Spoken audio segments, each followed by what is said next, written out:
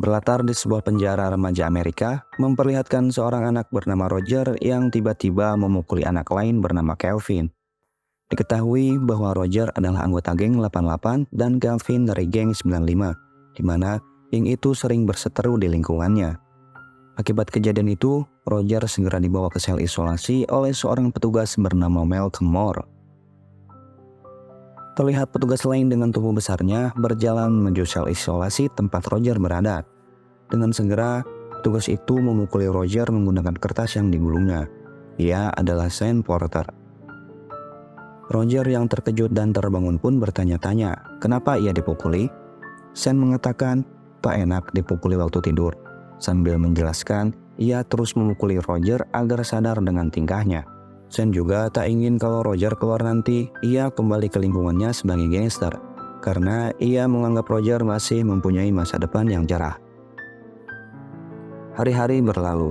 Roger yang sudah bebas sedang berjalan bersama Willie dan teman perempuannya bernama Danielle. Ketika itu, ia didatangi oleh dua orang yang menggunakan sepeda. Ia adalah Chico dan Dove. Chico meminta Roger untuk membantunya menyerang geng 95 karena sepeda adiknya Chico dicuri oleh orang dari geng 95. Roger yang sudah berniat untuk berubah menjadi lebih baik pun segera pergi meninggalkan mereka semua. Namun Willie membujuknya untuk ikut. Dan dengan berat hati, Roger menyetujui hal itu. Ketika sedang berjalan, mereka dikejutkan oleh serangan geng 95 dari sebuah mobil yang mengakibatkan Dove harus tewas tertembak. Melihat hal itu, mereka semua pergi menghindari geng 95 tersebut. Tetapi geng itu terus mengejar mereka, dan naas, Roger yang terjebak di pagar besi pun harus tewas ditabrak. Akibat kejadian itu, Willie sangat dendam dengan geng 95 karena kehilangan Roger. Kembali ke dalam penjara, Malcolm memberitahu Sean tentang kejadian yang menimpa Roger. Ia tak percaya dengan apa yang pernah dikatakannya di sel isolasi tempo hari. Setelah meredakan kericuhan dalam kamar sel, Sean kembali berbicara dengan Malcolm untuk mencari jalan keluar agar ketika anak-anak ini sudah keluar dari penjara, mereka tidak akan terlibat lagi dengan kejahatan. Kembali pada Willie yang terlihat sangat marah atas kematian Roger. Ia berjalan menuju sebuah toko di mana ia akan menemui Anthony, seseorang dari geng 95 dan berniat ingin menembaknya. Niat itu tak terlaksana karena ia dipergoki oleh manajer toko dan malah menembakkan senjatanya ke arah lain di sana. Ia pun kabur dan kembali ke rumahnya. Dalam rumahnya, ia mendapati ibunya terluka oleh suaminya. Willie yang tak terima pun mengumpat pada ayahnya. Saat pertengkaran itu memanas, Willie yang sudah tak tahan pun akhirnya membunuh ayahnya dengan senjata yang ia pegang, dan ia pun ditangkap polisi. Sean yang sedang mengendarai mobilnya melihat sebuah lapangan football dan berinisiatif untuk membuat sebuah tim football di penjara. Keesokan harinya, Sean bertemu dengan Paul Higa dan Dexter untuk menyampaikan idenya tersebut. Awalnya mereka berdua menentang ide Sean, karena sistem di penjara remaja ini didesain untuk mencegah para remaja menghindari melakukan kontak fisik. Malcolm membantu Sean dengan memberikan data kalau 75% remaja yang kembali ke jalan akan berakhir kembali ke dalam penjara. Akhirnya, Paul menyetujui ide Sean tersebut. Kembali ke dalam penjara, Willie dan Kelvin bertemu. Kelvin melihat tato di tangan Willie dan mengetahui bahwa Willie merupakan anggota dari geng 88. Goddamn 88. Malam harinya, Sean berbicara pada semua remaja yang ada dalam tahanan. Pada remaja di sana, ia mengatakan akan membuat tim football dan mengajak satu persatu remaja di sana untuk masuk ke dalam tim. Junior yang ingin ikut serta pun ditolak Sean karena masalah disiplin. Ia memohon agar diberi kesempatan untuk berubah. Namun, Sean yang sudah sering memberinya kesempatan pun tetap menolaknya. Sean juga mengajak Willie yang baru masuk dalam penjara tersebut. Diketahui bahwa Willie adalah sepupu Roger yang tewas di awal cerita tadi. Sean memaksa Willie untuk ikut ke dalam tim karena ia ingin Willie hidup lebih lama daripada Roger. Hari-hari pun berlalu. Sean dan Malcolm pergi mencari tim football yang mau bertanding dengan tim mereka. Sampai pada akhirnya mereka bertemu dengan seorang pelatih yang mau bertanding melawan timnya. Bahkan tim football Sean diikutsertakan dalam liga untuk satu musim. Kembali ke dalam penjara, Sen menemui anggota tim untuk memberikan arahan, mempersatukan mereka kalau mereka adalah satu tim.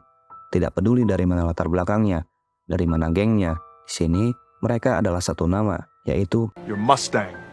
tim football ini juga mempunyai 3 program yang salah satunya adalah Gridiron. Gridiron adalah lapangan football, di mana para remaja ini melakukan program itu dengan jalan Sen. Ia juga menjelaskan jika mereka menerima tantangan ini hingga akhir bulan Desember, maka mereka menjadi seorang pemenang. And number 3, the gridiron. On the gridiron, we do it my way. Right now, you're losers. And if you accept this challenge, when it's all over, come December, you're gonna be winners. Membentuk sebuah tim dengan latar belakang berbeda mempunyai kesulitan tersendiri untuk Sen dan Malcolm. Hari-hari mereka lalui dengan berlatih. Semua pemain terlihat bersemangat mengikutinya. Terlihat junior dari luar lapangan melihat mereka berlatih. Sebenarnya, ia juga ingin masuk ke dalam tim, tetapi karena perilakunya yang sering membuat masalah, ia harus menerima konsekuensinya. Evan yang mempunyai tubuh besar mengalami kesulitan dalam latihan yang dibuat Sen. Ia pun menyatakan berhenti dari tim. Man, I quit, dog. I had enough. Malam harinya ketika sedang menjelaskan formasi tim, terlihat Junior berada di lapangan dengan sangat kesal. Sen pun menemuinya. Junior ingin sekali masuk ke dalam tim dan menunjukkan penyesalannya. Ia menjelaskan bahwa ia tidak ingin menjadi seorang pecundang dan bisa melakukan sesuatu untuk hidupnya. Terlebih, ia mempunyai istri dan seorang anak yang berusia 2 tahun, juga ingin membuat anaknya bangga. Mendengar ketulusan itu, Sen akhirnya mengikut sertakan Junior ke dalam tim. I wanna be a Mustang coach. I'm tired of being a loser, man. I just wanna make my son proud. Saat sedang latihan, kembali terjadi perkelahian antara Willy dan Kelvin dengan masalah yang sama. Sen segera melerai dan mendamaikan mereka kembali. Setelah mereda, mereka berlatih kembali tetapi tidak dengan Willy. Ia duduk dan meminta air karena sudah sangat kelelahan. Tanpa diperintah, semua pemain pun duduk dan meminta air. Sen yang melihatnya merasa sangat senang dengan hal itu. Karenanya, semua pemain bisa kompak sebagai satu tim. Keesokan harinya, penjara terlihat ramai oleh para pengunjung yang menjenguk para remaja ini, tak terkecuali Willy. Ia dikunjungi oleh Daniel yang merupakan teman dekatnya. Terjadi sedikit konflik antara Evan dan Pivi yang malah meluas kepada Willy. Willy tak terima dengan umpatan Pivi dan mengancam akan membalasnya. Daniel yang mendengar itu pun segera memutuskan untuk pergi, karena kecewa akan sikap Willy yang belum berubah. Malam harinya, Sen meminta semua remaja di sana untuk menulis surat yang nantinya akan dikirimkan ke alamat tujuan. Sebelum dikirim, Sen membaca satu persatu surat mereka untuk mengetahui isi hati dari tiap-tiap remaja di sana, tak terkecuali surat Willy. 5 hari sebelum pertandingan pertama, porsi latihan yang meningkat dan cuaca yang terik membuat mereka terlihat sangat kelelahan dan membuat Medlock sedikit mengeluh. Sen kembali menyemangati mereka, dan latihan pun kembali dimulai. Kali ini, formasi bertumpu pada Junior. Saat sedang membawa bola, tuburukan keras pun terjadi. Seketika, Junior tak sadarkan diri dan harus dilarikan ke rumah sakit. Malam harinya, Sen membagikan kabar tersebut pada para pemain. Junior mengalami cedera di bagian tulang belakangnya yang membuatnya tak bisa mengikuti pertandingan pertama di hari Sabtu nanti. Leon mengatakan, tanpa Junior, tim ini akan payah. Without Junior, we gonna suck, man. Namun segera dipatahkan oleh Sen. Karena tim football ini bukan bergantung pada satu orang, tetapi pada mereka semua sebagai tim. Well, that's up to you, Leon, and you, Bates, and you, Willie. It's up to all of you. Sehari sebelum pertandingan berlangsung, Junior pun kembali ke Gridiron dan disambut meriah oleh teman-temannya. Saat sedang dirawat, ia berkata selalu memikirkan mereka semuanya sebagai keluarganya sendiri. Now it's time to go out there and put it on the scoreboard. Now is the time to prove to yourselves. Singkat cerita, mereka pun bertanding melawan Barrington. Pada awalnya, mereka menunjukkan perlawanan yang sengit. Ketika Leon dan Willy masuk, pertandingan menjadi sedikit berubah. Leon terlihat kebingungan ketika akan mengoper dan melakukan kesalahan sehingga ditackle oleh pemain Barrington. Kesalahan demi kesalahan mereka lakukan. Lawan yang tak dijaga, takut ditackle, hingga operan yang salah. Melihat hal itu, Sen sebagai mantan pemain football kembali memberi arahan yang keras ketika di ruang ganti. Semua pemain tertekan karenanya. Pertandingan kembali dimulai. Mereka selalu membuat kesalahan seperti awal tadi. Pertandingan pun berakhir. Mustang harus kalah di pertandingan pertamanya dengan skor 31-0. Terlihat kekecewaan di wajah para remaja ini. Mereka semua sangat terpukul dan kecewa atas kejadian ini dan terlihat menangis. Keesokan harinya, para pemain memutuskan untuk berhenti dari tim. Dan hal itu disampaikan oleh Higa kepada Sen. Higa mengatakan bahwa kepercayaan diri para remaja ini tidak terbangun. Malah, mereka sangat kecewa berat akan hal ini dan tak bisa mengatasinya. Keesokan harinya, para pemain melakukan latihan kembali yang membuat semua pengurus penjara di sana terkejut. Hal ini dikarenakan junior yang selalu menyemangati mereka agar tidak kembali menjadi seorang pecundang.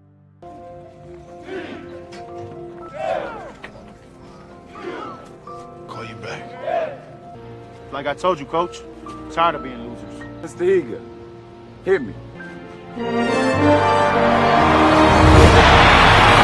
Pertandingan selanjutnya melawan Bulldog. Mereka terlihat mengalami kemajuan. Hal ini terlihat saat mereka mendapatkan skor 14. Di kuarter terakhir, Willy yang sedang yang membuat dia merasa kecewa akan hal itu. Pertandingan pun berakhir. Mereka kembali menelan kekalahan di pertandingan keduanya. Now, what's he think he's doing? Come for Willie Weathers. Keesokan harinya, Sen ikut berlatih bersama mereka, terlebih ia ingin melatih Willy agar tidak takut dihantam dan dapat melewatinya.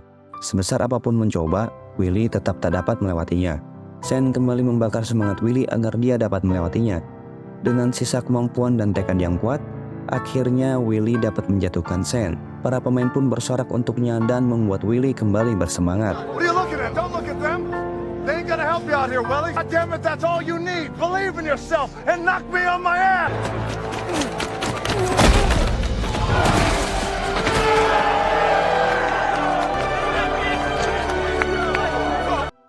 Di pertandingan selanjutnya, Willy mengalami kemajuan yang sangat pesat.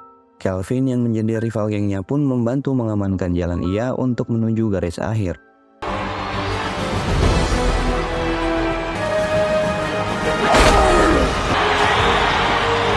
Kemenangan pertama pun mereka raih.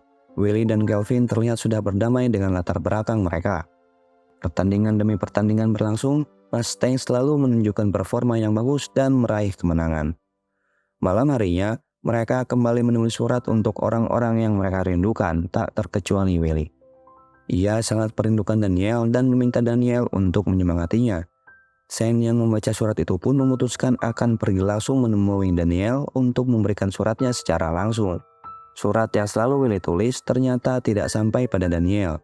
Ayahnya yang tak ingin putrinya mendapatkan pengaruh buruk pun tak mau menyampaikan surat itu padanya. Sen menjelaskan bahwa sekarang Willy sudah mengalami perubahan yang lebih baik dari sebelumnya. Pertandingan selanjutnya, mereka mendapatkan semangat baru.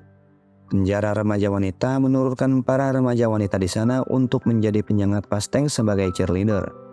Pertandingan pun berlangsung dan mereka meraih kemenangan kembali. Kegembiraan mereka tidak berselang lama. Seseorang bernama Free muncul ke lapangan untuk memberikan selamat pada Willy. Free merupakan seseorang dari geng 88. Saat dalam lapangan, tiba-tiba ia menembak Kelvin dari jarak dekat yang menyebabkan Kelvin tersungkur. Menyadari hal itu, Willy segera berlari menuju Kelvin dan menghalau Free yang ingin membunuhnya. Polisi pun segera mengepung Free yang akan kabur dan menembaknya sehingga ia tewas di tempat.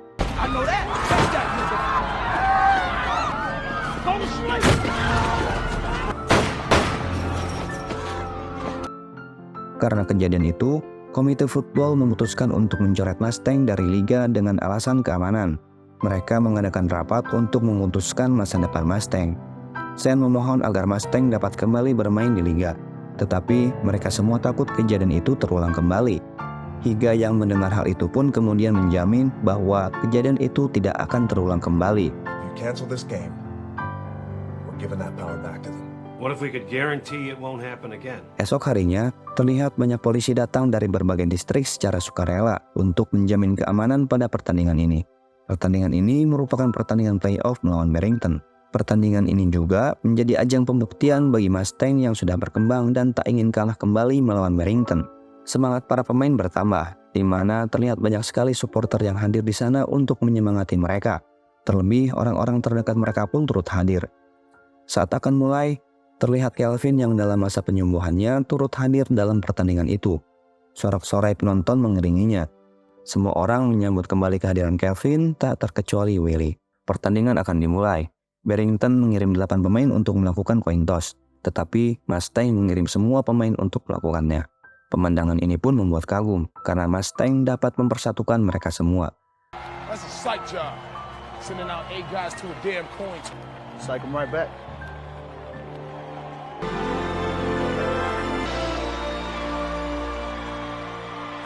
Setelah itu, pertandingan pun dimulai. Mereka terlihat sudah sangat berkembang, tetapi belum dapat mengimbangi permainan Barrington.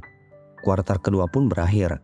Saat berada di ruang ganti, mereka semua terlihat sangat kecewa dengan skornya. Shane tidak mendampingi mereka di ruang ganti. Di sana, Willy menceritakan kembali perjuangan tim, yang pada awalnya ia tak menyukai mereka karena latar belakang masing-masing pemainnya. Tetapi karena Mustang, sudut pandang ia tentang kehidupan sudah berubah. Ia ingin menunjukkan itu pada orang-orang bahwa mereka sudah berubah dan bukan lagi seorang pecundang. Semangat mereka kembali terbakar dan pertandingan pun dimulai kembali.